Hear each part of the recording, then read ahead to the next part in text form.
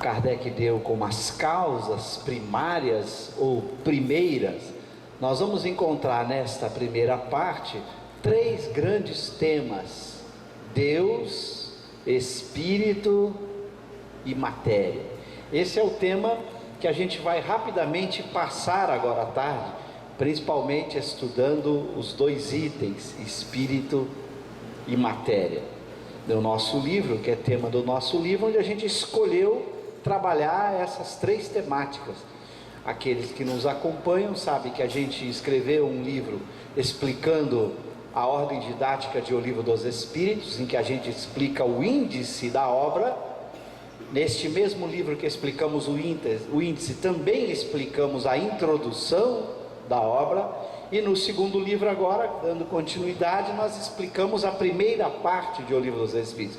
Por isso esse livro, embora tenha o título Espírito e Matéria, ele trata de Deus, Espírito e Matéria. Aliás, o título original do livro tinha sido Deus, Espírito e Matéria. Mas quando mandamos para revisão, um amigo que fez a revisão do livro, ele disse: Cosme, Deus, Espírito e Matéria já está catalogado, já existe na editora Saraiva um texto com esse título. Aí a gente teve que alterar o título.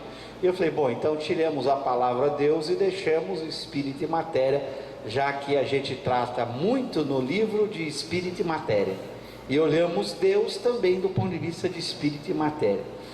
Então daí nasceu o título do livro. E quando você olha a primeira pergunta do Livro dos Espíritos, aliás, o livro começa discutindo a primeira pergunta do Livro dos Espíritos: Deus, o que é Deus? Lembram da pergunta número 1? O que é Deus? A resposta é muito curiosa do ponto de vista filosófico, porque quando você olha na história do pensamento humano, na história da filosofia, a discussão sobre o que é Deus, em geral a resposta é apenas Deus como causa primeira de todas as coisas. Mas a resposta que os espíritos deram a Kardec, ela é dupla. Eles começam respondendo assim: Deus é a inteligência suprema. E depois colocam a causa primeira ou primária, depende do tradutor, são palavras sinônimas, a causa primeira de todas as coisas. Então veja que na resposta do que é Deus, há dois componentes distintos: de um lado a inteligência, do outro lado a causa. Para entender por que os espíritos exatamente escolheram esses dois elementos, primeiro a inteligência, depois a causa primária, nós vamos entender quando a gente lê o restante da primeira parte, em que os temas espírito e matéria são colocados. Então os espíritos perceberam que, sendo Deus o criador de todas as coisas, Deus cria os dois elementos gerais do universo, que é o segundo capítulo, logo depois que Kardec trata de Deus, que é o Espírito, que é o responsável pela inteligência, Espírito como sinônimo de inteligência, e a matéria, onde a lei de causa e efeito se coloca. Aí a gente entende a sabedoria dos espíritos. Ao definir o que é Deus, eles precisam atacar todos os fenômenos do universo. E qualquer fenômeno do universo é ou pode ser visto sob o ângulo do espírito e da matéria. Então o espírito é o elemento inteligente do universo, e a matéria o instrumento de que esse elemento inteligente se utiliza para a sua expressão, para a sua manifestação.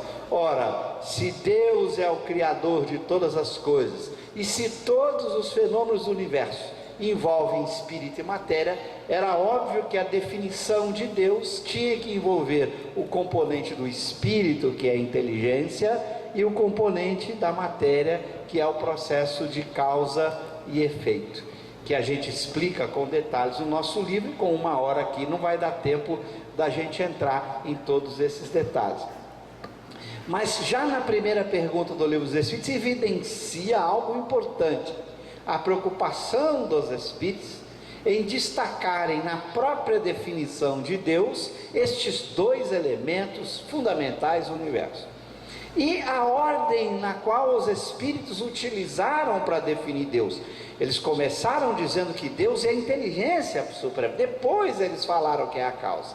Por quê? Porque o espírito, que é o elemento da inteligência, é mais importante que a matéria. O espírito é o elemento primeiro mais importante.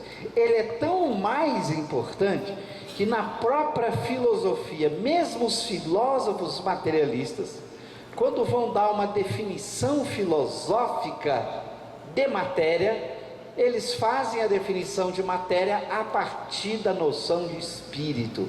O espírito é tão importante que é ele utilizado até para definir a matéria. Há na filosofia uma definição de matéria, diferente da definição científica de matéria. Quando você vai para a ciência tenta dizer o que é a matéria. Por exemplo, o físico vai tentar dizer o que a matéria é, utilizando as noções de partículas nucleares, de elétron, de próton, de nêutron, de campos, de ondas. Eles vão tentar caracterizar a matéria dizendo os seus elementos, seus componentes. Essa é a chamada definição científica de matéria.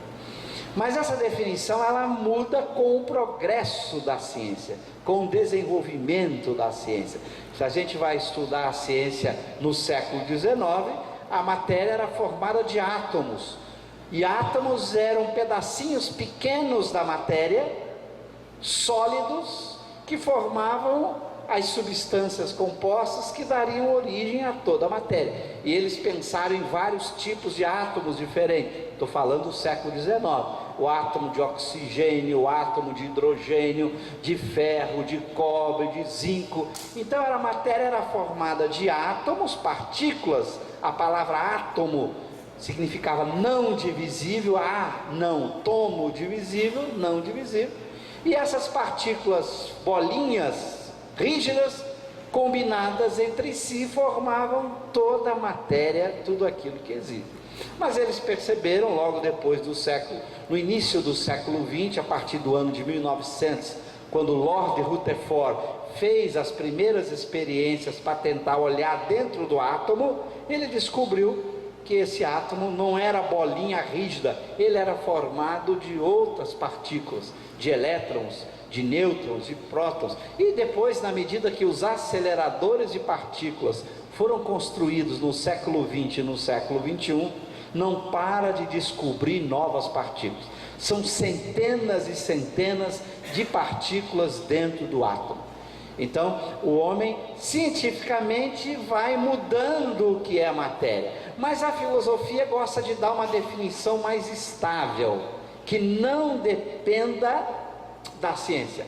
Uma definição que chamamos em filosofia de uma definição nominal. Você explica o que você entende pelo nome, de uma forma geral, a que todo mundo possa compreender ao longo do tempo, e que isso não dependa muito do progresso científico. Então os filósofos encontraram uma definição de matéria muito curiosa, que já foi dada desde o século XIX, que era dizer que matéria é tudo que não é espírito. Então é a chamada definição negativa de matéria. Matéria é tudo que não é espírito. E o que é espírito no século XIX? É pensamento, ideia. A palavra espírito com letra E minúscula, como Kardec vai usar na primeira parte do Livro dos Espíritos. Não é espírito com letra E maiúscula, que somos nós, as individualidades inteligentes. É espírito com letra E minúscula, é pensamento, ideia. Então os filósofos deram uma definição curiosa. Matéria é tudo que não é pensamento, tudo que não é ideia. Veja que essa definição é muito útil, porque a gente sabe o que é uma ideia, um pensamento. É algo que está dentro da nossa mente, da nossa cabeça. Aí eu olho para esse objeto aqui e digo, isso aqui é matéria, porque isso aqui não está dentro da minha mente, da minha cabeça. Isso aqui não é espírito, não é pensamento, é uma coisa. Então com isso eu digo, isso é matéria, cada objeto do mundo é matéria, o som é matéria, tudo isso aqui é matéria, porque não é pensamento, não é ideia. Então veja, essa definição que se chama filosófica de matéria é muito útil, porque eu tenho uma concepção do que é pensamento, do que é ideia, porque todos nós pensamos e temos ideia. Então tudo que não é uma ideia, é matéria para os filósofos. Então os filósofos definiram o espírito como sendo pensamento, como sendo ideia, e matéria deram uma definição negativa. É tudo o que não é pensamento. Tudo que não é pensamento é matéria. Tudo que existe fora do pensamento, que não é o próprio pensamento, os filósofos então chamam de matéria. Essa definição é muito útil, porque ela nos ajuda a fazermos compreendidos, a falar um com o outro. Por isso os filósofos deram. Aí você fala, mas o que é a matéria? Ele disse o que não é, mas o que é a matéria? Vai ser o cientista que vai dizer o que é a matéria, e a definição do que é matéria vai mudando com o tempo. Mas para a filosofia se encontrou uma definição muito estável: matéria é o que não é espírito, ponto. Ah, mas o que é espírito? Pensamento, ideia. Tudo que não é ideia, tudo que não é pensamento, tudo que existe fora da mente, que não é uma ideia, não é um pensamento, é chamado de matéria. Isso então é o que se chama de uma definição filosófica de matéria, diferente da definição científica, que é tentar dizer o que é a matéria pelos átomos, pelos prótons, pelas partículas que formam a matéria. Percebe a distinção? O filósofo dá uma definição e o cientista dá outra, mas são ambos úteis, porque o papel da definição é ajudar o diálogo, a compreensão. Eu preciso usar uma palavra e você tem que entender o que eu estou dizendo. Se eu digo assim, é espírito, você tem que entender o que eu estou dizendo. Se eu digo é matéria, você tem que entender o que eu estou dizendo. Então o filósofo busca dar definições das palavras que sejam úteis para a compreensão, para o diálogo. Quando a gente vai para o livro dos Espíritos, sei lá, como o livro dos Espíritos define espírito, define matéria. Isso é o que eu falei até agora da filosofia, mas a gente vai para lá, para o livro dos Espíritos. Olha que coisa interessantíssima, quando Kardec pergunta aos Espíritos o que é a matéria. Olha a resposta: a matéria é o laço que prende o espírito, é um instrumento que o serve e sobre o qual, ao mesmo tempo, exerce sua ação. Então veja que a definição que os espíritos dão de matéria é muito parecida com a definição da filosofia. Eles usam o espírito para dizer o que é matéria. Eles estão dizendo que a matéria é o instrumento de que o espírito se utiliza. Veja, eles não estão dizendo que a matéria é em si mesmo, eles estão dizendo que a matéria é em relação ao espírito, ou para o espírito. Exatamente como o filósofo diz: o que é a matéria? É aquilo que não é espírito. Aqui, o laço não é o próprio espírito, o instrumento não é o próprio espírito. Então, a matéria aqui é tudo do que o espírito se utiliza. Então, o espírito se utiliza de um objeto, de uma substância, de um corpo, tudo isso são matéria. O espírito é distinto da matéria, porque ele é o instrumento que o espírito utiliza. A matéria é o instrumento que o espírito utiliza, a matéria não é no próprio espírito. Então veja a sabedoria dessa definição. Veja que os espíritos não tentaram dar uma definição científica de matéria, isso compete à ciência. Eles deram aqui uma definição filosófica de matéria. A matéria é o instrumento de que o espírito se utiliza e sobre o qual o espírito exerce a sua ação, a sua interação. A mesma coisa nós vemos na pergunta seguinte, que Kardec agora quer saber o que é espírito. De novo aqui com letra E minúscula. Essa é uma distinção importante, a letra E minúscula da letra E maiúscula. Com a letra E maiúscula somos nós, seres inteligentes. Com a letra E minúscula é qualquer inteligência. Por exemplo, o cachorro é inteligente. Vocês têm dúvida disso? Alguém aqui tem cachorrinho em casa? Tem dúvida de que o bichinho é inteligente? Aliás, eu brinco que quando eu assisto Animal Planet, meu Deus do céu, eu me recordo de um que eu assisti há alguns anos, em que eu vi um pássaro que comia uma castanha muito dura, e ele encontrou uma saída para quebrar a castanha, que de dar inveja aos homens, a saída que ele encontrou. O que ele fazia? Ele pegava a castanha no bico, ia para a rua onde passavam os carros, jogava a castanha na faixa de pedestre, jogava a castanha, ficava no fio, os carros passavam, quebravam a castanha, eles esperavam o sinal fechar. Quando o sinal fechava, paravam os carros, ele descia na faixa de pedestre, pegava lá dentro a amêndoa que fica lá dentro daquela casca e comia. Bom, se alguém disser que isso não é inteligência, inteligência é a capacidade de resolver problema, de encontrar soluções que não são as soluções repetitivas, que tem novidade. Por isso a inteligência é a fonte da criatividade, da criação, da solução de problema.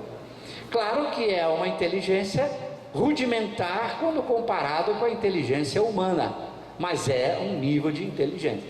Então, se tem inteligência, tem espírito. Então, o passarinho é espírito e matéria. Ele tem espírito. Onde há inteligência, há espírito com E minúscula. Kardec criou uma distinção. Nós, os humanos, somos espíritos também com E minúscula. Mas para não criar confusão, ele diz que quando o espírito é humano, eu vou usar a palavra com E maiúscula. Nós somos espíritos com E maiúscula. Então, quando ele usa com E maiúscula, é o espírito humano. Quando ele usa com E minúscula, é qualquer espírito. Onde houver inteligência, tem espírito. Então, o cachorro, o cavalo, o pássaro, qualquer animal é espírito com E minúscula. Nós somos espíritos com E maiúscula. Ah, mas não somos com E minúscula? Claro que somos com E minúscula. Mas para criar a distinção, Kardec fez a letra E ficar maiúscula no seu texto. Olha a inteligência do vocabulário. A primeira vez que falamos isso tem mais de 20 anos, e as traduções brasileiras não faziam essa distinção na obra de Kardec. Quando a gente alertou há muitos anos num texto que a gente escreveu, os tradutores foram lá e mudaram. Na primeira parte do Livro dos Espíritos, em quase todas as perguntas, sempre é espírito com E minúsculo. Quando Kardec está falando do humano, ele nunca erra, ele bota com E maiúscula. Quando ele está falando de qualquer inteligência, não apenas a humana, ele bota com E minúsculo. Então Kardec não errou isso na obra inteira, ele fez essa distinção. Então o espírito é o princípio inteligente do universo. Princípio, aquilo que dá origem a, aquilo que causa a. Princípio da inteligência significa que a causa da inteligência, aquilo que gera a inteligência. Então é o princípio inteligente. E você identifica assim: tem inteligência naquele fenômeno? Tem espírito. Se um animal demonstra inteligência, tem espírito. Então não é só matéria, é espírito e matéria. Então um cachorro é espírito e matéria. Aí você pode discutir, mas o que acontece com o espírito do cachorro? Isso é outra discussão que nós não vamos fazer aqui. Nós ficaríamos aqui o tempo inteiro falando do espírito E minúscula dos animais. Isso não é um tema para a gente tratar aqui agora. Mas olha a pergunta letra A seguinte: qual a natureza íntima do espírito? Mas o que é mesmo o espírito? Aí vem a resposta dos espíritos. Não é fácil analisar o espírito com a vossa linguagem. Imagina se você perguntasse para você assim: qual é a natureza do pensamento? O que é um pensamento? Tenta fazer essa pergunta. Para você analisar o que é o pensamento, sabe de que jeito que se analisa? Pensando. Para analisar o que é o pensamento, eu tenho que usar o próprio pensamento. Então, por isso os filósofos não definem o que é o pensamento, porque para definir o que é o pensamento, eu já tenho que pensar. Ou seja, o pensamento é usado para estudar o próprio pensamento. Então não dá, o rato, o cachorro correndo atrás do rabo. Então é melhor você tomar o pensamento como algo dado, porque se você tentar entender o pensamento, entender já é pensar. Entender um pensamento é fazer um pensamento. Então você não consegue analisar o pensamento saindo de fora do pensamento. Olha para vocês entenderem isso. Se eu quero analisar esse objeto aqui, ok? Eu olho esse objeto de fora, eu não estou dentro dele, eu não sou ele. Aí eu examino o objeto de fora, ok? Aí eu posso quebrar esse objeto em pedaços, levar para o laboratório, fazer análise química, ok? Eu saio de fora do objeto e analiso o objeto. Agora, como é que você vai sair de fora do pensamento para analisar o pensamento? Analisar o pensamento já é pensar. Você não tem como ficar fora do próprio espírito para analisar o espírito, porque você não sai de você mesmo para analisar você mesmo. Então, estudar o pensamento é um problemão, porque você não consegue olhar de fora. Esse olhar de fora, para você estudar uma coisa, é muito importante. O olhar do pensamento é sempre um olhar de dentro. Você olha para você mesmo, já que você não consegue sair. Para vós ele nada é, por não ser poupar. Para nós, entretanto, é alguma coisa. Então eles dizem, ficais sabendo que coisa nenhuma é o nada, e o nada não existe. Por quê? Muita gente achou que o pensamento fosse o nada, porque isso aqui está ocupando um lugar no espaço, não está? Está aqui, ó. Você toca, você interage. Gente, o pensamento não ocupa lugar no espaço. Você pode encher sua cabeça de pensamento que ela nunca enche. Então ele parece um nada, né? Porque quanto dá 0 mais 0? Hein? 0 mais 0 mais 0. 0 mais 0 mais 0 mais 0 mais 0 mais 0 mais 0 mais 0. Então o pensamento parece um zero, um nada, né? Porque você bota e nunca aumenta, né? Nunca enche, né? Então a gente podia achar que o pensamento é um nada, né? Por isso essa frase, coisa nenhuma é o nada. Mas então o que é o pensamento? Santo Agostinho, o grande filósofo de Hipona, que eu citei hoje de manhã, um extraordinário pensador, quando viveu na Terra, no século IV da Era Cristã, ele viveu 300 e poucos anos depois de Jesus. Ele tem uma frase admirável sobre o tempo, que a gente também pode aplicar para o pensamento. Santo Agostinho diz assim: o que é o tempo? Olha que pergunta, o que é o tempo, gente? O que é o tempo? Ele responde assim: se ninguém me perguntar, eu sei o que é o tempo, mas se me perguntam, já não sei mais. Eu sei até que alguém me pergunte. Para o pensamento, a mesma coisa. Me pergunte aí, o que é o pensamento? Me perguntou, já complicou a minha vida. Mas todo mundo sabe o que é o pensamento, porque a gente pensa. Todos nós temos uma evidência interior do pensamento. O que é o pensamento? Uma ideia, imaginação, um sentimento, um desejo. Vocês têm desejo? Vocês têm ideias? Vocês têm sonhos? Vocês têm sentimentos? Tudo isso é pensamento. Pensamento em filosofia é todo esse mundo interno da alma. Desejos, emoções, sentimentos, vontade, ideia, imaginação, conceito. Tudo isso são pensamentos, que é um atributo essencial do espírito. O espírito nunca consegue deixar de pensar. Coisa curiosa, porque se o pensamento ele é o atributo essencial do espírito, você não consegue parar de pensar. Experimenta parar de pensar, não consegue. Mas quando eu durmo, por que você sonha? Porque você não consegue parar de pensar. Nenhum espírito consegue parar de pensar. Por quê? Porque o pensamento é a essência do próprio espírito. Por isso a gente vai, ao ler o livro dos Espíritos, ficar muito curioso, porque que o espírito nunca dorme. Vocês dormem, gente?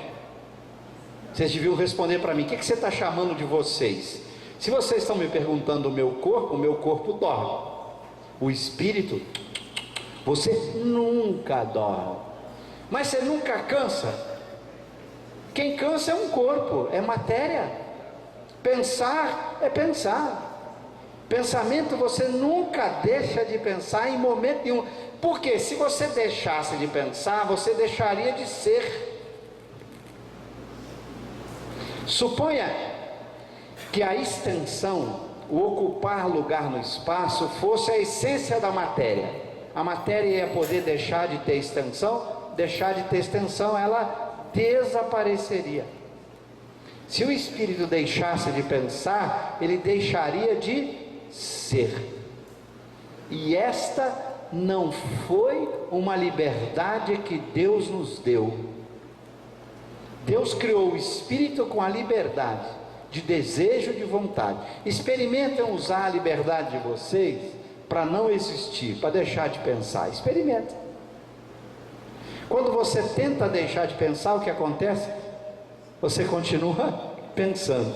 Porque tentar deixar de pensar é pensar. Você nunca consegue parar de pensar. É por isso que o espírito nunca dorme, está sempre pensando. Ele muda de atividade. Quando Kardec pergunta se o espírito dorme, não, ele muda de atividade. Ele pode mudar o pensamento de um lugar para outro. Por exemplo, você está pensando num problema de engenharia, você está pensando num problema do seu trabalho, aí você vai lá para a praia para descansar, ou parar de pensar. Você parou de pensar no problema, mas você está pensando em outras coisas. Está pensando na paisagem quando surge, está tendo emoções, tudo isso é pensamento. Está tendo desejo, está sonhando, está tendo o prazer de apreciar a natureza. Você nunca consegue parar de pensar. Porque pensar é da essência, da natureza do espírito. Por isso o espírito é sinônimo de inteligência. Ele é o princípio inteligente. A inteligência nunca deixa de existir nele. Ele nunca para de pensar. Então não adianta, Deus não nos fez mortais. Por que Deus nos fez imortais? Nós nunca vamos desaparecer. Porque a gente nunca vai poder parar de pensar. Enquanto você pensa, você é. E você nunca deixa de pensar. Por isso o espírito nunca desaparece. Olha que coisa louca, né? Deus nos fez eternos. Embora a palavra eterna não seja bem usada, a gente fala mais imortal, porque a palavra eterno é usada para aquilo que nem começou, nem vai terminar. Como o espírito começou, a gente prefere usar filosoficamente a palavra, o espírito é imortal, ele dura para sempre. E a gente reserva a palavra eterno para Deus, que nem começou, nem terminou. É mais difícil entender Deus do que entender o espírito. Imagina entender algo que nunca começou. Se você disser assim, Deus começou, você pergunta, quem fez ele então? Então, a nossa razão não consegue entender. O espírito foi criado por Deus em determinado momento. Então, nós nascemos, mas não morreremos como espírito. Então, essa concepção de espírito é muito importante para a gente. Eu costumo dizer, nós somos um super-homem sem criptonita. Ok? Não sei aqui quem é do tempo de assistir o Super-Homem, né? Quem aqui não viu o Super-Homem? Alguém aqui não conhece o personagem do cinema ou dos gibis, né? Antigos gibis, o Superman? O que é o Super-Homem? Um quase imortal, porque a criptonita, uma certa substância, poderia matá-lo. Nós somos o Super-Homem sem criptonita. Nada destrói o espírito. Nada. Não tem uma arma, uma energia, alguma coisa que pudesse desaparecer com o espírito, com E minúscula, ou com a alma, que é o sinônimo que o Kardec usa para a palavra espírito. Kardec usa essa definição filosófica. A alma é o espírito, o princípio inteligente, ou espírito com E minúscula. E espírito com E maiúscula é alma mais perispírito. A alma mais o seu corpo material ou semimaterial, perispírito é o que o Kardec chama também de espírito com letra E maiúscula. Então, se eu tivesse que escrever uma equação, você escreveria assim, ó, espírito com E maiúscula é igual a alma ou espírito com E minúscula mais perispírito. A parte do perispírito, como é matéria, se transforma, se modifica, você muda a sua composição, muda a sua natureza. São fluidos que são trocáveis, que são manipuláveis. Daí o passe, onde você atua sobre esses fluidos que compõem a matéria perispiritual. Mas curioso, Kardec vai demonstrar algo interessante. Não tem perispírito sem espírito, nem espírito sem perispírito. Então veja que a metáfora de corpo usada para o perispírito, Kardec tem todo o cuidado de explicar. Você não pode pensar o perispírito como você pensa o corpo físico. Como é que a gente pensa o corpo físico? O corpo físico está aqui, ok? E o espírito é alguma coisa ligada ao corpo físico, não é assim? Tanto é que se o espírito for embora, o corpo continua existindo. Claro que ele está morto, uma hora ele vai desaparecer, as bactérias, os vermes vão comer, sim, mas ele existe, está ali, ok? Você cortou a ligação entre os dois, mas cada um tem existência separada. Há corpo físico sem espírito, e há espírito sem corpo físico, são os espíritos desencarnados. E mais ainda, Kardec mostra, há crianças no útero materno que se desenvolvem, crescem e até nascem, morrendo logo após o nascimento, sem espírito. Então o corpo pode existir sem o espírito. Muito cuidado quando você vai tratar com o perispírito. Kardec foi muito lúcido, ele explica na Revista Espírita, e ele dá frases textuais, ele diz assim: não há perispírito sem espírito, nem espírito sem perispírito. Por isso ele usou a palavra perispírito. Peri é em torno. Então é um aglomerado de fluidos em torno da alma. O espírito é uma coisa só, alma e perispírito. Não tem como separar os dois. Essa separação, diz Kardec, é didática, é filosófica. A alma está sempre unida, está sempre envolvida por uma substância semimaterial chamada de perispírito. Não tem como a alma sair e deixar o perispírito em algum lugar. Kardec dá na Revista Espírita várias discussões sobre isso. Não tem como você deixar o perispírito num lugar e ir em outro, porque a alma não consegue sair do perispírito. O perispírito é em torno dela. Aonde ela está, ela vai com o seu perispírito. Então, a metáfora do corpo tem que tomar cuidado. Não é um cordão ligando o espírito ao perispírito, como às vezes alguns médiuns descrevem na ligação do espírito com o corpo, que ele vê um elemento fluídico ligando o espírito ao corpo físico. Aí você podia cortar a ligação. A morte é cortar a ligação entre o espírito e o corpo. Mas não é a mesma coisa com o espírito ou alma com o perispírito. Entende a diferença? A alma está sempre envolvida pelo perispírito. O espírito é esse todo, alma, perispírito, que nunca se separam. Então não pode ter um espírito em algum lugar sem perispírito. Não existe, e nem perispírito sem espírito. Não tem um depósito de perispírito no plano espiritual, como tem de corpo, né? Aqui na terra você pode deixar o corpo no caixão lá, né? É um depósito de corpo físico, né? Fica todos guardados no caixão ali depois da morte, ou vai para o crematório. Não existe isso, não tem essa coisa do espírito largar o perispírito. O perispírito é um aglomerado de fluidos. Quando o espírito vai se modificando, crescendo, aperfeiçoando, esses fluidos se modificam, são de outra natureza. Quando ele muda de planeta, os fluidos que o envolvem são os fluidos dos elementos materiais do planeta. Não é que ele deixou, eu vou deixar meu perispírito quando eu sair da Terra em algum lugar e eu vou para Marte pegar outro. Não é assim. Não existe perispírito fora do espírito. Na medida em que ele vai para outro mundo, esse conjunto de fluidos que o envolve mudam, são de outra natureza. Isso é feito naturalmente. A composição dos fluidos que envolvem formando o perispírito muda com o progresso intelectual da alma e muda quando ele muda de mundo que ele vai habitar. Então é um processo diferente. Então a metáfora do corpo tem que tomar cuidado. Kardec dá exemplos na Revista Espírita.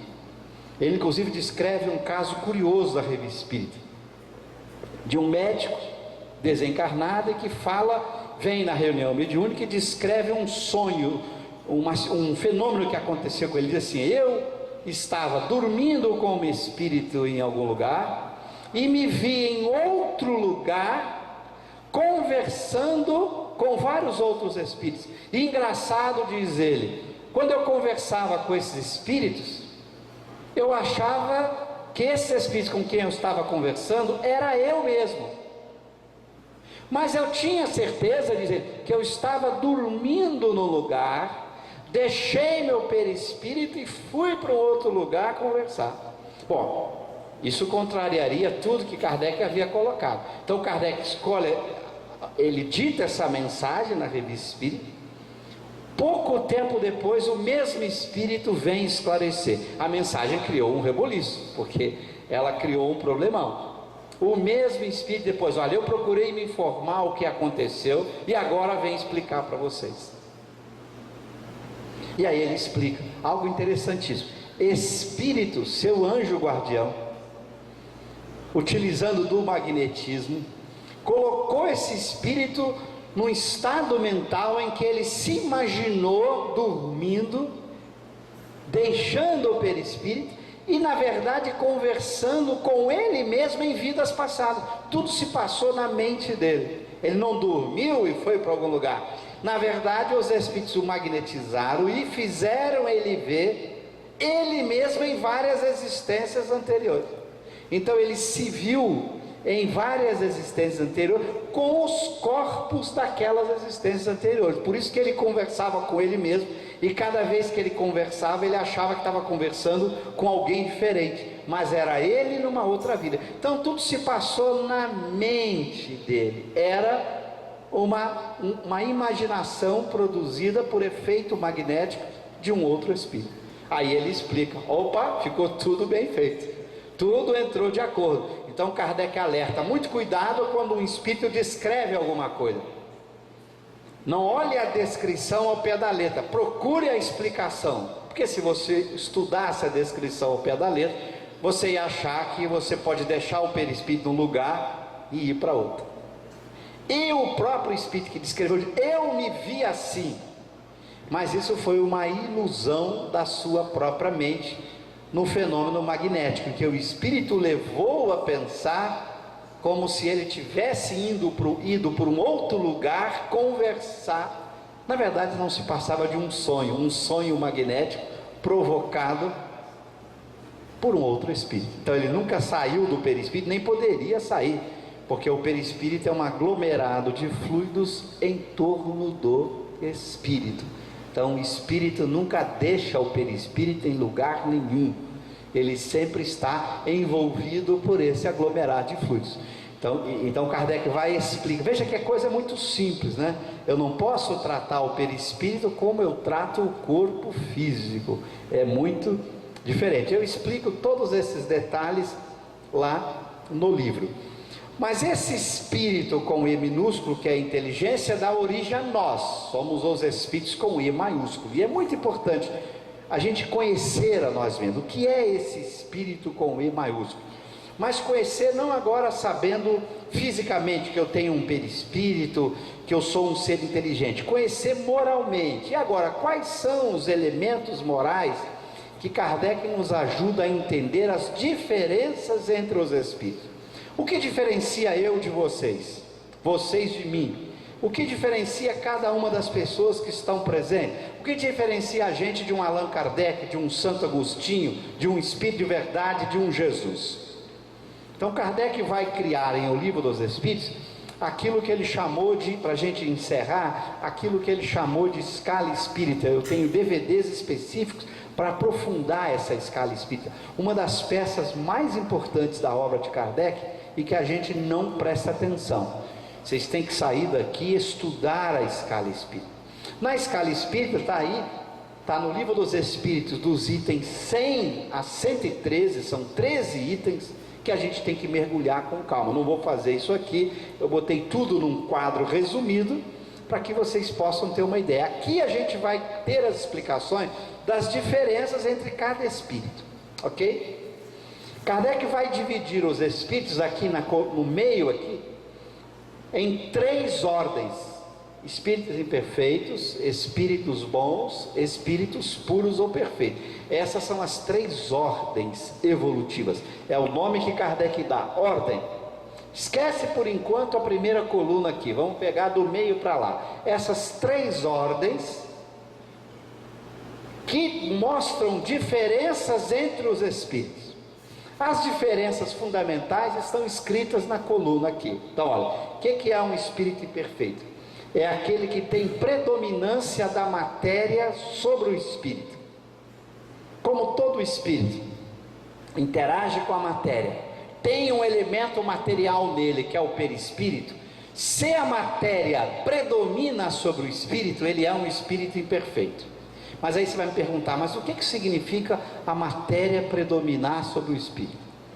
Kardec vai explicar isso em vários lugares, mas eu vou resumir para vocês. A matéria predominar sobre o espírito significa que o espírito tem paixões ruins: ciúme, inveja, mágoa, raiva, ódio. Se você cultiva essas paixões, a matéria predomina sobre o espírito. Para dar um exemplo fácil que eu dei hoje, eu venho e piso no seu pé, você sente o quê? Dor, né? Mas também fica com raiva. Se eu vou para o espírito bom, olha a definição correspondente: predominância do espírito sobre a matéria. Sabe o que acontece no espírito bom? Ele só tem emoções boas. Então vamos pegar o exemplo. Você pisa no pé do Cosme, o Cosme sente dor e raiva. O espírito bom sente dor, não sente raiva. Olha a diferença. O espírito bom, ao ser agredido, ao sofrer uma doença, ao sofrer uma traição de qualquer tipo, ao ser violentado, agredido, o que você fizer com ele quando ele está encarnado, ele pode sentir dor física, mas ele não sente raiva, ódio, tristeza, mágoa. Por isso eu costumo brincar nas minhas palestras que é fácil a gente saber se a gente é espírito bom da escala espírita ou se a gente é espírito imperfeito. Basta uma pergunta, ok? Aqui a gente pode se classificar. Vamos nos classificar aqui. Nós estamos na 3ª ordem espírito imperfeito ou estamos na 2ª espírito bom? Basta uma pergunta. Eu vou fazer a pergunta, vocês sejam honestos, respondam sim ou não, ok? Fácil de responder, sim ou não. Se você responder sim, você é espírito imperfeito. Se você responder não, você é espírito bom, ok? Entenderam? Vou fazer uma pergunta só. Respondeu sim, o que é? Espírito imperfeito. Respondeu não, o que é? Espírito bom, ok? Uma pergunta só. Preste atenção e respondam. Vocês sentem, pelo menos de vez em quando, ciúme, inveja, mágoa, raiva, ódio, tristeza? Vou perguntar de novo, está fraco aqui, o povo está com fome, né? Vocês sentem, pelo menos de vez em quando, ciúme, inveja, mágoa, raiva, ódio, tristeza? Sim! Então são espíritos imperfeitos da escala espírita. Esses a matéria predomina. A matéria produz as emoções boas ou ruins. Se você tem as ruins, você é espírito imperfeito. Então a predominância. O espírito bom só tem as paixões boas. Nunca um espírito bom fica amargurado, triste, nunca, com ódio, com raiva, não. Se você conhece alguém que tem essas emoções, você já sabe que ele é espírito imperfeito. E agora você pode ir para a primeira ordem. O espírito puro, nenhuma influência da matéria. O bom predomina, no puro nenhuma. Sabe o que significa isso? Nenhuma influência da matéria? Ele não sente nenhuma paixão, nem as boas nem ruins. Um espírito puro não sente a alegria que é a paixão. A alegria dele é uma emoção pura, que nada depende da matéria. Um espírito puro não sente o amor que nós sentimos, porque o amor que a gente sente é uma paixão, tem influência da matéria. O amor de um espírito puro não tem influência da matéria. Ele tem as chamadas emoções puras, emoções exclusivas da alma, que não dependem nada da matéria. As nossas emoções, mesmo boas, dependem da influência da matéria. Você acorda num dia lindo, maravilhoso, você está alegre, feliz, aquela emoção de alegria. Aí alguém te aborrece. Um espírito puro nunca tem emoção. Por isso, quando Kardec vai explicar Jesus como um exemplo de um espírito puro, ele vai mostrar que Jesus não sofreu paixão nenhuma. Essa expressão que algumas religiões usam, paixão do Cristo, isso é falso para o espiritismo. Um espírito puro não sofre paixão nenhuma, nem as boas, que dirá as ruins. Um espírito bom já não fica amargurado, que dirá um puro. Um puro não tem nenhuma paixão, nem as boas. O bom só tem as boas, o imperfeito tem as duas, né? A gente tem as boas e as ruins, por isso é que de vez em quando a gente sabe para onde vai, né? Quando as ruins predominam, a gente faz o mal. Quando as boas predominam, a gente faz o bem. O espírito bom só tem boas emoções, por isso eles nunca estão em expiação. Outra categoria também espírita para explicar para vocês. Lembra que vocês têm a noção de prova, de expiação. Você pode aplicar na escala espírita. Um espírito imperfeito está em prova e expiação. A expiação é a consequência do mal praticado. Como o espírito imperfeito pratica o mal, ele tem expiação. Então, provas e expiações, espíritos imperfeitos. Espírito bom, somente prova, não tem expiação. Eles nunca fazem o mal para expiar o mal, só sofrem provas para crescer mais, para progredir mais, mas nunca fazem o mal. Eles crescem intelectualmente, eles ganham mais habilidade, mais conhecimentos, mas nunca fazem o mal. Então eles estão só em provas. E os puros? Nem prova nem expiação. Os puros não estão sujeitos à prova nem à expiação. Então veja a beleza do pensamento kardeciano, a lógica simples. Então você nunca vai poder dizer, segundo o Espiritismo, que Jesus teve paixão, que Jesus ficou triste. Então aquelas passagens que descrevem no Novo Testamento, de um Jesus reclamando, ó Senhor, afasta de mim esse cálice. Para Kardec, essas passagens nunca ocorreram. De um Jesus no templo, raivoso, tocando com um chicote as pessoas, para Kardec essas passagens não aconteceram. Então, segundo o Espiritismo, essas são passagens que não aconteceram. A tentação de Jesus, Jesus sendo levado daqui para lá pelos espíritos imperfeitos ou pelo diabo, para Kardec isso nunca aconteceu. Então, por isso que Kardec faz uma leitura diferente do texto evangélico. Por isso ele escreveu, costumo dizer, o Evangelho segundo o Espiritismo, e não o Espiritismo segundo o Evangelho. Olha a diferença. Se ele escrevesse o Espiritismo segundo o Evangelho, ele teria que mudar. Jesus não seria puro, os espíritos puros teriam paixões. Não, ele escreveu o Evangelho segundo o Espiritismo, como o Espiritismo explica o Evangelho, e não como o Evangelho explica o Espiritismo. Kardec mostrou que é o Espiritismo que explica o Evangelho, e não o contrário.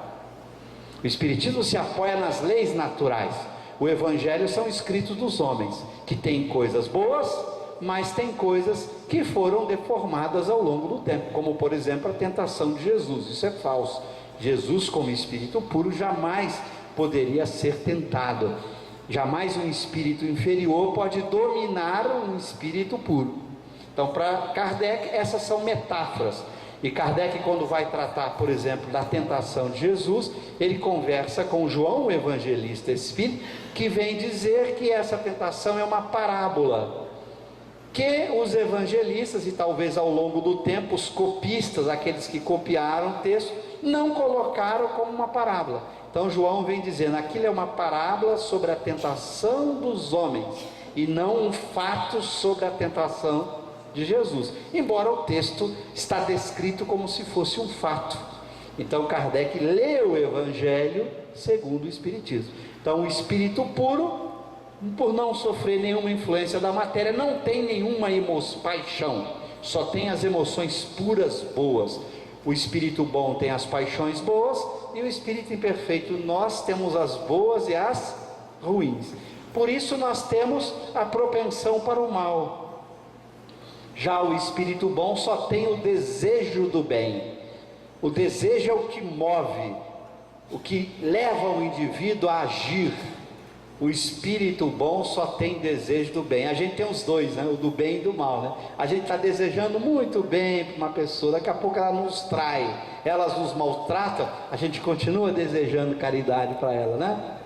Não é assim? Quando alguém agride você, trai você, maltrata você, você quer apertar caridosamente o pescoço dela, né? O desejo do mal é uma decorrência da predominância da matéria sobre o espírito. É uma paixão ruim que produz o desejo do mal. É a raiva, é o ciúme, é a inveja, é a mágoa, é o ódio que produz o desejo do mal. Então nós temos o desejo do mal e o desejo do bem, nós espíritos imperfeitos. Os bons e os puros só desejam o bem o tempo todo. Então essa é uma diferença muito importante. Por isso a gente não encontra espírito bom facilmente encarnado na Terra. Eu pergunto a vocês, sejam sinceros, quantas pessoas vocês conhecem que nunca sentem inveja, ciúme, mágoa, raiva, tristeza, ódio? Vocês conhecem? Conhece alguém? Veja como são raros os espíritos bons da escala espírita. Não são as boas pessoas, gente. Todos nós que estamos aqui somos boas pessoas, bem intencionadas, temos vontade de crescer, de avançar. Não é isso o espírito bom. Isso são as pessoas boas, os homens bons. Não são os espíritos bons da escala. Eu costumo dizer que esses nomes aqui deveriam ter um hífen ali no meio. É nome de uma escala, ó. Imperfeito, bom e perfeito. Se fosse adjetivo, se a palavra imperfeito fosse adjetivo, só podia ter duas escalas, só duas ordens. Os imperfeitos, o que não é imperfeito? É perfeito. Só podia ter perfeito e imperfeito. Não é adjetivo, é um nome de uma escala. Espírito imperfeito é o nome de uma classe de espírito. Espírito bom, nome de outra classe. Espírito perfeito, nome de uma outra classe de espírito. Eu vou só deixar uma provocação para vocês, que não vai dar tempo, eu tenho que encerrar, de entrar, mas que eu discuto muito no meu livro. Olha a definição de espírito imperfeito. Essa é para quem gosta de filosofia, tá? Vou deixar essa para vocês pensarem. O que está escrito ali? Eles têm a propensão para o mal. Eles têm o quê? Ignorância, orgulho, egoísmo e todas as paixões que lhes são consequentes. Ora, se o espírito imperfeito da escala espírita tem a propensão para o mal, eu vou deixar aqui a provocação para vocês pensarem. Deus não pode ter criado o espírito imperfeito, porque se ele criou o espírito imperfeito da escala espírita, ele criou o espírito propenso para o mal. Então, muito cuidado. Esses espíritos imperfeitos não podem ser o início da vida do espírito. O início da existência do espírito não pode ser o espírito imperfeito da escala. Porque se Deus criasse o espírito, e logo que ele criou, ele fosse um espírito imperfeito da escala, Deus teria criado o espírito com a propensão para o mal. Então muito cuidado, Deus não criou os espíritos como imperfeitos da escala espírita, muito cuidado. E se você usar a palavra imperfeito do dicionário, sabe o que é imperfeito? É o que falta, que tem defeito. Também Deus não pode ter criado o espírito imperfeito do dicionário. Por quê? Deus não pode ter criado a gente com defeito, com falta. Se Deus criasse a gente com defeito, ele não seria Deus.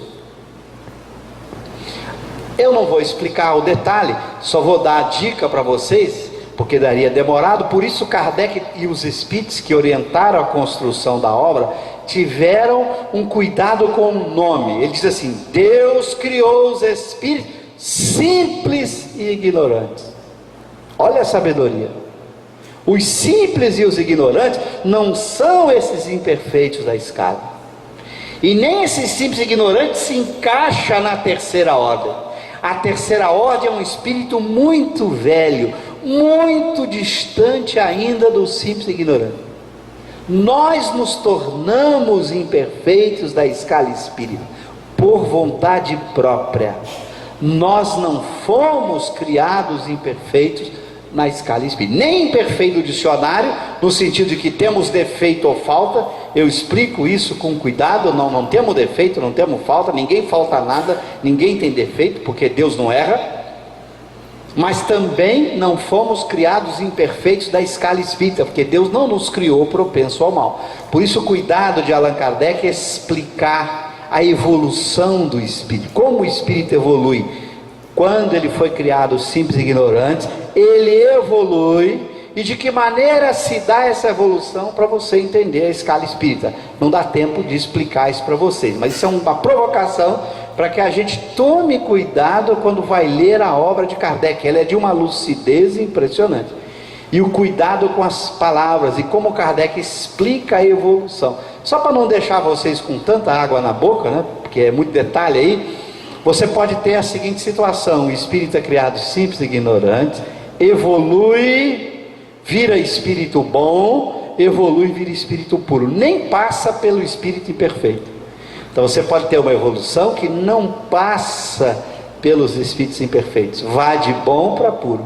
E tem muitos como nós, que de simples e ignorantes evoluímos, viramos imperfeitos, depois evoluímos de novo, vamos para bom e vamos para puro.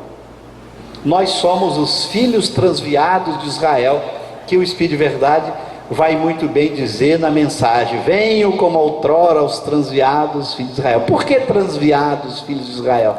Eu explico isso no meu texto, mostrando a beleza do pensamento de Kardec e dos Espíritos, explicando o processo evolutivo. Por que que a gente entrou nas ásperas sendas da impiedade, como vai dizer o Espírito de Verdade?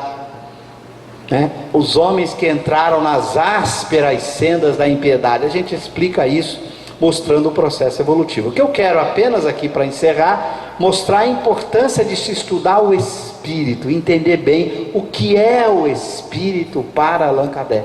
Esse espírito que evolui num processo evolutivo, que passa ao longo do tempo ganhando qualidades que os diferenciam, e as diferenças entre um espírito bom e nós.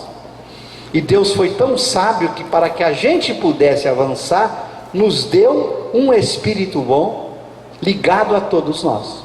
Então, embora os espíritos bons sejam raros, a gente não encontra espírito bom na terra. Sinceramente, nessa minha vida de 58 anos, nunca conscientemente encontrei um bom. Pode ser que eu tenha encontrado e não tenha visto, né? Por isso que eu disse conscientemente. Pode ser que eu tenha cumprimentado alguém que era um espírito bom e eu não o conheci, mas que eu tenha conhecido conscientemente e tendo a certeza: esta aqui é um espírito bom, eu não conheci nessa vida material, incorporado, corpo, vivo, ser humano. São raros. Mas nós temos, todos nós, eu converso com um espírito bom todos os dias. Todos os dias eu converso com um espírito bom, muito evoluído. E vocês podem fazer também. Aliás, e vocês conversam. Só que muitas vezes a gente é mais monólogo. Ele fala e a gente não escuta. A gente precisa abrir o ouvido para escutar. É o nosso anjo guardião. Todos nós, diz Kardec, item 495, livro dos Espíritos, temos um espírito de ordem superior como anjo guardião. Então, se eu sou da terceira ordem, espírito imperfeito, eu tenho um guardião de ordem superior. Ele é espírito bom, ele é da ordem seguinte. Se eu fosse um espírito bom, não sou, eu teria um anjo guardião da ordem superior, um espírito puro. Por exemplo, Allan Kardec era da segunda ordem. Ele teve um anjo guardião da primeira. O seu anjo guardião era Jesus. A gente que é da terceira tem um de ordem superior. Nós temos um espírito bom como espírito protetor, como anjo guardião, 24 horas por dia, 7 dias por semana. Não cai a conexão e você não paga nada. É melhor que a internet. Basta que você se una a ele pela prece. E não interessa, o mais crápula, o mais perverso dos espíritos também é espírito imperfeito. Então ele tem um anjo guardião que é um espírito bom. Então não vai dizer assim: o meu santo não combina com o do fulano.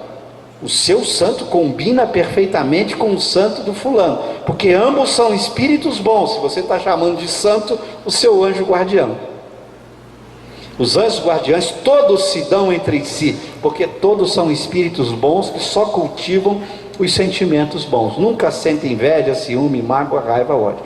Mas Deus nos deu um espírito desse, ligado a nós. Ligado não é que está aqui, não é que o meu anjo guardião está aqui do lado do cosmo, ele tem mais o que fazer, né? Diz Kardec e Santo Agostinho e São Luís explicam nesse item 495 de O Livro dos Espíritos. Eles estão ligados, eles captam o nosso pensamento, sentimentos, desejos, de onde estiverem. Então eles podem estar num outro planeta, eles são tão evoluídos que eles captam os nossos pensamentos, desejos e sentimentos e nos orientam de onde estiverem. Então você está precisando tomar uma decisão importante, ore ao anjo guardião, porque ele escuta e ele te orienta. Você quer enfrentar um vício, o orgulho, o ciúme, a mágoa, ore ao anjo guardião, e você vai ouvir na sua cabeça. Você está estudando, está precisando de ajuda para entender alguma coisa, ore ao anjo guardião, e você vai ouvir na sua cabeça. Por isso Kardec vai dizer no item 159 do Livro dos Médiuns, há dois sentidos de médium. O sentido lato, todos somos médiuns, porque todos ouvimos o nosso anjo guardião. E o sentido estrito, que nem todo mundo é. Nem todo mundo é médium psicógrafo, psicofônico, vidente, de efeitos físicos. Essa mediunidade específica nem todo mundo é, mas todos ouvimos os espíritos na nossa mente, no nosso pensamento, e todos ouvimos um espírito em particular, o nosso anjo guardião. Basta criar o hábito de ouvir.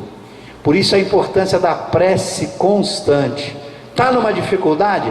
Ore ao anjo guardião. Acorde, ore ao anjo guardião. Vá dormir, ore ao anjo guardião. Eu oro ao meu anjo de guarda muitas vezes por dia, é hábito. Hábito, eu não deixo de orar para ele várias vezes por dia e de ouvi-lo na minha intimidade, e me dá orientações incríveis. É uma prática, a gente tem que praticar. Quanto mais a gente pratica, melhor a gente vai aprendendo a ouvi-lo. Então pratiquem, de manhã cedo, não levante sem orar o anjo guarda, pedir a ele que lhe dê forças, que te oriente. Não faça nada de importante na sua vida sem parar um pouquinho e orar a ele, pedindo ajuda, orientação. E vai dizer Santo Agostinho e São Luís, cheguem em casa, abram ali no Kardecpédia, que eu mostrei de manhã, ou no Livro dos Espíritos, na pergunta 495, leia o texto. E São Luís e Santo Agostinho diz assim: nem nos hospitais, nem nos cárceres, nem nos lugares de devassidão estais sem assistência desse anjo guardião, que te escuta de onde você estiver e de onde eles estiverem. Então Deus nos deu um espírito altamente evoluído para nos ajudar a crescer, a evoluir, e a gente não usa, e não paga nada, e não cai a conexão, qualquer hora do dia, 24 horas por dia. Pensou no seu anjo guardião, você vai ouvi-lo na sua cabeça, te orientando, lhe consolando, lhe dando força, lhe estimulando ao trabalho, à realização, ao perdão, a enfrentar o egoísmo, o ciúme. Você vai ouvi-lo na sua intimidade. Então vamos fazer uso de uma lei de Deus, a lei do anjo guardião, uma lei fundamental que Kardec apresenta nesse item 495, uma lei natural, criada por Deus, como vai dizer Santo Agostinho e São Luís. Não é uma opção, Deus fez o universo assim. A todo espírito há um anjo guardião que o acompanha ao longo do seu processo evolutivo. E quando é que ele deixa de ter anjo guardião? Quando ele vira espírito puro, não tem uma ordem superior para orientá-lo. Quando ele virou espírito puro, é a lei de Deus, ali até lá, até virar espírito puro, você tem um anjo guardião. Então vamos orar a esse anjo guardião todos os dias. Por isso eu digo sempre, é preciso compreender Kardec para viver Kardec. Vamos viver o ensinamento dessa obra admirável. Muito obrigado a vocês, uma boa tarde.